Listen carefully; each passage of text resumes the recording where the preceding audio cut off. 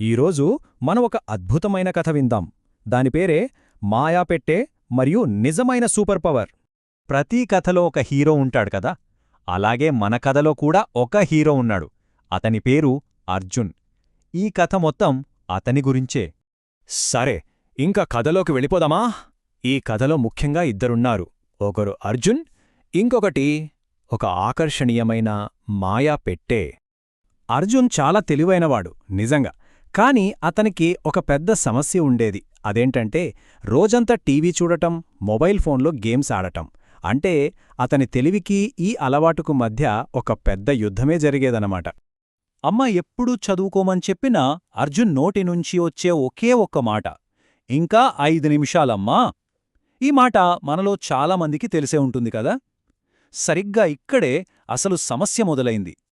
కాని ఆ 5 నిమిషాలు ఎప్పుడూ 5 నిమిషాలుగా ఉండేవి కావు.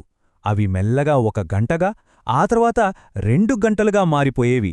అలా అర్జున్ తన సమయం మీద కంట్రోల్ మొత్తం కోల్పోయాడు. ఇక్కడ నుంచి ఈ చిన్న అలవాటు అర్జున్ జీవితంలో ఎంత ప్రమాదకరంగా మారిందో చూద్దాం. చూడండి, అర్జున్ జీవితం ఎలా మారిపోయిందో.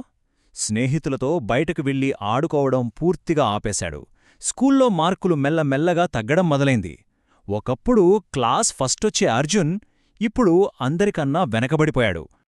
అయితే సరిగ్గా ఈ టైంలోనే కథలో ఒక పెద్ద మార్పు తీసుకురావడానికి ఒక వ్యక్తి వచ్చారు. ఆయనే అర్జున్ వాళ్ళ తాతయ్య. అర్జున్ రోజూ ఆ టీవీ, మొబైల్ ముందు కూర్చోవడం గమనించిన తాతయ్య నవ్వుతూ ఒక చాలా ముఖ్యమైన ప్రశ్నడిగారు. అర్జున్, నీ దగ్గర ఈ మాయాపెట్టె కంటే ఒక పెద్ద శక్తి ఉందని నీకు తెలుసా? అప్పుడు తాతయ్య అసలు విషయం చెప్పారు. ఈ టీవీ, మొబైల్ ఇవి కేవలం బయట ప్రపంచంలో ఉన్న మాయాపెట్టెలు. కాని అసలైన, నిజమైన మాయాపెట్ట మన మెదడు. దాని గనక మనం సరిగ్గా వాడితే శాస్త్రవేత్త అవ్వొచ్చు, డాక్టర్ అవ్వొచ్చు, లేదా ఏదైనా కొత్తది కనిపెట్టే ఆవిష్కర్త కూడా కావొచ్చు అని చెప్పారు. తాతయ్య చెప్పిన మాటలు అర్జున్ మనసులో బలంగా నాటుకుపోయాయి. అతను చాలాసేపు ఆలోచించాడు. తన అలవాట్లను మార్చుకోవాలి అని గట్టిగా నిర్ణయించుకునే సమయం వచ్చేసింది. ఆ రాత్రి అర్జున్కి అసలు నిద్ర పట్టలేదు. ఆలోచిస్తుంటే తను ఎంత కోల్పోయాడో అర్థమైంది. మంచి మంచి కథల పుస్తకాలు చదవడం మానేశాడు. ఫ్రెండ్స్తో సరదాగా క్రికెట్ ఆడటం లేదు. ఇంట్లో వాళ్లతో కూడా సరిగ్గా మాట్లాడటం లేదని గ్రహించాడు. మరుసటి రోజే అర్జున్ తన కోసం కొన్ని కొత్త రూల్స్ పెట్టుకున్నాడు. అవి తన జీవితాన్ని మార్చేశాయి. నెంబర్ 1, రోజుకు అరగంట మాత్రమే టీవీ. నెంబర్ 2, చదువుకి అవసరమైతే తప్ప మొబైల్ ముట్టుకోకూడదు. నెంబర్ 3, ముందు చదువు, ఆ తర్వాతే ఆట. ఇంకా చివరిది, ప్రతిరోజూ సాయంత్రం బయట ఆడుకోవాలి. అంతే. మరి ఈ కొత్త రూల్స్ వల్ల అర్జున్ జీవితంలో ఎలాంటి మంచి మార్పులొచ్చాయో చూద్దామా? కొన్ని నెలలు గడిచాయంతే అద్భుతం జరిగింది. అర్జున్ మళ్లీ పాత అర్జున్లా చురుగ్గా, చాలా సంతోషంగా మారిపోయాడు. స్కూల్లో మార్కులు పెరిగాయి, కొత్త స్నేహితులు దొరికారు. అన్నిటికన్నా ముఖ్యంగా తన మీద తనకి నమ్మకం పెరిగింది. ఆత్మవిశ్వాసం రెట్టింపయ్యింది.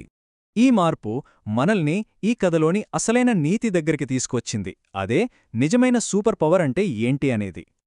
ఒకరోజు అర్జున్ గర్వంగా వాళ్ల తాతయ్య దగ్గరికి వెళ్ళి చెప్పాడు, తాతయ్యా, ఇప్పుడు నాకర్థమైంది. మన దగ్గరున్న నిజమైన సూపర్ పవర్ స్వీయ నియంత్రణ. సో ఈ కథ మనకు చెప్పేదేంటంటే, టెక్నాలజీ చెడ్డది కాదు, టీవీ కానీ మొబైల్ కానీ చెడ్డవి కావు.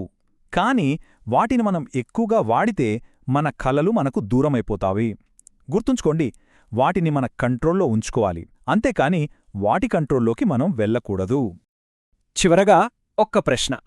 మనలో ఉన్న ఆ నిజమైన సూపర్ పవర్ను మేల్కొల్పడానికి మనం ఏం చేయబోతున్నాం? ఒక్కసారి ఆలోచించండి.